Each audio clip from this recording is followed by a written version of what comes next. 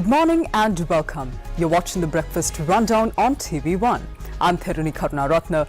We're coming to you live and direct from our Newsfirst studios here in Colombo.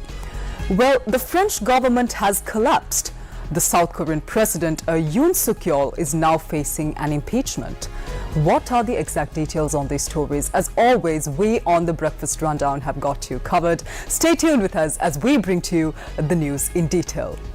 Let's start off with your local news for this morning.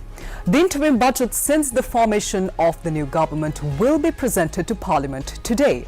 The purpose of this is to approve new provisions for services of the financial year of 2025. The debate on the interim budget will take place in Parliament today and tomorrow. Meanwhile, all former members of Parliament who had not returned their official residences have now handed them back. The Secretary General of Parliament, Kushani Rohanadira, said that only about 40 newly elected parliamentarians have taken up these official residences by now. Additionally, she mentioned that only about 20 former members of Parliament are still residing in these official residences. The Sirasa Shakti Sahana Yatra was launched to support those affected by the recent extreme weather conditions experienced in Sri Lanka. Now, yesterday, 4 teams worked tirelessly throughout the day in the northern and eastern provinces of the country, distributing essential supplies to the communities in need. The Sirasa Shakti Sahana Yatra team, carrying dry rations and other vital goods, began their journey from Colombo the day before yesterday and reached the districts of Mana, Batiklu, Mulathu and Ampara. The mission continued yesterday, providing aid to those suffering from the floods and other weather-related conditions. The teams travelled to the most affected areas of Batiklu, including Munnethu, Karthankudi, Kalavanchikudi and Sithandi. Assistance was distributed to several areas in the Mana district as well. Now, yesterday afternoon, the relief efforts extended to the Ampara district of Sri Lanka, where people from Kalumane, Pothuvil and Nindabur also received aid by the Sirasa Shakti Sahana Yatra teams. Let's move on to more local news now. The Department of Agricultural Services says that the repair of canals and tanks that were damaged due to heavy rains as well as floods will be completed within this month. The Commissioner General of Agricultural Services, Rohana Rajapaksa, said that 321 tanks have been damaged across the island. He also added that 1,300 canals have been damaged by the floods. Additionally, approximately 98,000 hectares of farmlands have also been partially or either fully damaged. 321 dengue patients have been identified from across the island over the past 4 days alone. The National Dengue Control Unit says that 3,178 dengue cases were reported in the month of November. 20 dengue high-risk zones have also been identified. Community medical specialist Dr. Lahiro Kodituaku says that there is a risk of more dengue cases being reported from across the country as the adverse weather conditions subside. Meanwhile, the Ceylon Electricity Board says that the revised proposal for reducing the electricity tariff will be presented to the Public Utilities Commission of Sri Lanka tomorrow. The board added that it had completed the review of the relevant data. Accordingly, the Ceylon Electricity Board says that the final calculations regarding the percentage by which the electricity tariff is supposed to be reduced will be made today.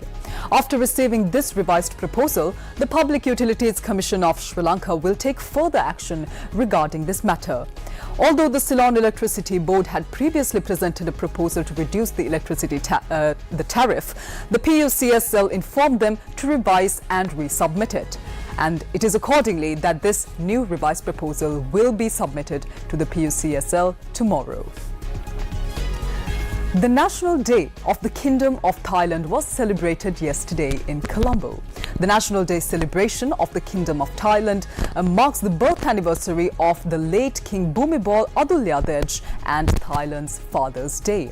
The event was attended by the Ambassador of Thailand to Sri Lanka as well as the Minister of Industry and Entrepreneurship, Sunil Handunethi. Let's take a look. Sri Lanka has entered the new chapter of history, and I wish to reaffirm our commitment to working closely with the President Anura Kumara's administration. Thailand and Sri Lanka has enjoyed long-standing, close and cordial relations for nearly 70 years. And indeed, our timeless friendship has been strengthened centuries prior to the establishment of our diplomatic relations in 1955. I am pleased that quite a few significant steps have been made to enhance our bilateral relations on the political front. And importantly, since the 15th of October, the visa requirement for Sri Lankans has been lifted to facilitate more people-to-people visits. We share a warm friendship nurtured by Theravada Buddhist teachings and unthreatened by strong people-to-people linkage that span many centuries. Since the establishment of formal diplomatic relations since 1955, close to 7 decades ago, we have worked diligently to develop a robust partnership. The areas of cooperation between the two countries have expanded significantly and encompass a wide range of critical areas including trade, investment, agriculture, renewable energy, fisheries, education and tourism. Sri Lanka and Thailand will celebrate the 70th anniversary of the establishment of diplomatic relations next year, 2025. We hope to unveil a series of events to celebrate the unique friendship throughout the course of 2025. We reframe our commitment to explore new avenues for expanding our economic partnership. Our two countries work closely in multilateral fora to promote a stronger community in the Asia-Pacific region. Sri Lanka and Thailand are united in our commitment to addressing global challenges, including climate changes and environmental sustainability. Let's move on to news overseas. Our top international story is coming in from France this morning. The French government has collapsed after Prime Minister Michel Barnier was ousted in a no-confidence motion. Parliamentarians voted overwhelmingly in support of the motion against him just 3 months after he was appointed by President Emmanuel Macron. Opposition parties had tabled the motion after the former Brexit negotiator controversially used special powers to force through his budget without a vote being conducted. It marks the first time the country's government has collapsed in a no-confidence vote since the year 1962. The development will further France's political instability after snap elections in summer led to no single group having a majority within the parliament of the country. MPs were required to either vote yes or abstain from Wednesday's vote, with 288 votes needed for the motion to pass. A total of 331, which is an overwhelming majority, voted in support of this no-confidence motion that was brought against Prime Minister Michel Barnier. Barnier is now obliged to present the resignation of his government, and the budget which triggered his downfall is now defunct. However, he is likely to stay on as caretaker prime minister while Macron chooses a successor to fill that vacancy. Our second international story for this morning is a development coming in from South Korea.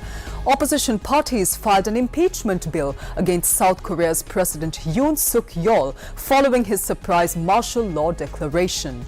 The bill, backed by 6 opposition parties, is expected to be voted by Friday or Saturday. However, South Korea's Minister of National Defense Kim Yong-hyun offered his resignation yesterday, accepting full responsibility for advising Yoon Suk-yeol to impose the martial law in the country. Yoon had declared the martial law in a surprise late-night address the day before yesterday, reviving memories of a more painful authoritarian past as troops attempted to enter the main hall of the National Assembly and people against the measure gathered outside following this announcement. The president accused the main opposition party of sympathizing with North Korea and of anti-state activities, citing a motion by an opposition Democratic Party, which has a majority within the parliament of the country, to impeach top prosecutors and reject a government budget proposal. The initial martial law announcement sent shockwaves throughout the country and also across the world. Now, according to foreign media, people were told by law enforcement that they could be arrested without warrants being needed under the martial law.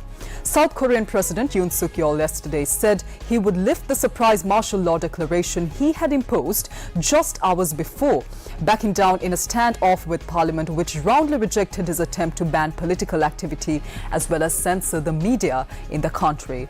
Yoon's surprise declaration of martial law was voted down by 190 lawmakers in the Parliament of South Korea.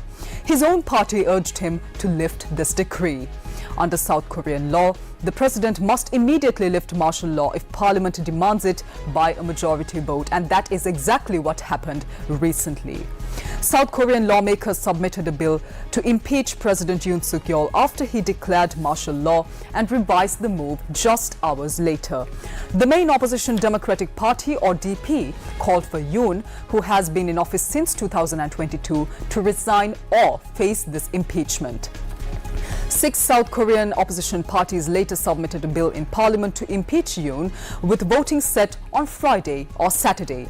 Minister of National Defense Kim Yong-hyun offered to step down shortly after the Democratic Party of Korea filed an impeachment bill against him as well over his role in President Yoon Suk-yeol declaring martial law a day prior. Foreign media reported that the South Korean defense minister said he accepts fully his responsibility for all events related to martial law declaration and that he told the president that he intended to resign from his position. Kim said all members of the country's armed forces who were mobilized while the martial law was in effect were acting under his direction and that he alone was solely responsible for everything that happened within that particular time frame. The Ministry of National Defense also confirmed that Kim advised Yoon to impose the martial law, which was opposed by all other members of the cabinet, including the Prime Minister of South Korea. The Democratic Party has asked the Defense Minister to appear for questioning at a meeting of the Assembly Defense Committee slated for Thursday or tomorrow. Well, that story brings to a close this morning's edition of the Breakfast Rundown. I'm Therunee Karunaratne. I'll see you once again right here on TV1 at the same time, 7 a.m. Until then, take care. Have a wonderful day ahead.